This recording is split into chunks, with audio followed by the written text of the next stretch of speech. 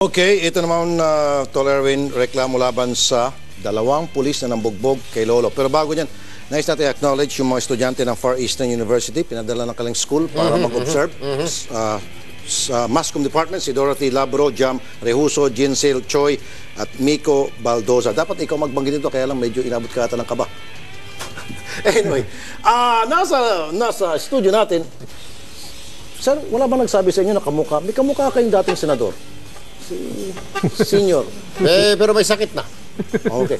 But anyway, gusto ko lang patawanin kasi kanina galit na galit siya. Ngayon, medyo wala ng tensyon. Wala po. Sir, kaya po kayo napunta rito, lumuwas pa kayo galing ng Tarlac dahil kayo po ay binugbog ng mga pulis. Hanggang ngayon, nandiyan pa yung mga pasa sa inyong katawan pero hindi nyo kailangang pakita pa dahil may mga picture naman tayo. Bakit ho kayo binugbog ng mga pulis? Dahil daw po sa salang trespassing na pupuntahan ko po sana yung kumpare ko.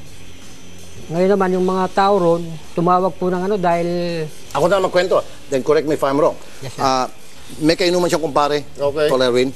Habang uminom sila, iniwan siya ng kanyang kumpare, umuwi. Siguro, nalasing na. So, hinanap niya kanyang kumpare, wala. Pinunta niya sa bahay. Kumatok siya para sabihin, pare, inom tayo, ba't mo ko iniwan? Nagsumbong yung mga kamag-anak, tama? Sa mga pulis. So, ngayon, dumating yung mga pulis na rumisponde. Alright. Tapos doon na nagkaroon ng problema. So ngayon, nung arestuhin ka ng pulis, ano nangyari? Pinusasan ka? Pinusasan po ako agad. Okay. At nung sinasabi ko po yung mga kakilala kong pulis, lalo po akong inaano dahil kala nila... Kinulata ka? Opo. At may mga picture nga. Pwede mo natin pakita direct yung mga picture na yung mga pasa. Marami siyang pasa eh. Okay, yan po yung mga kapatid, yung nanood ngayon sa, kung napapanood nyo sa inyong mga screen.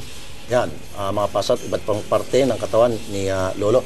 So, after na kayo ho'y mabugbog, makulata, gamit po yung Armalite, kayo ho ay pina-inquest. Opo. Ano pong ikinaso sa inyo? Direct assault po. So, ibig sabihin, nilusob niyo po yung mga pulis na umaresto sa inyo na may dalang mga Armalite. Tama ho ba? Yun po ang pinalalabas. So, ano naman po ginawa ni Piskal? Pinaniwalaan yung inyong kayong kaso laban sa inyo? Opo. At pinagpiyansa na lang kayo? Opo.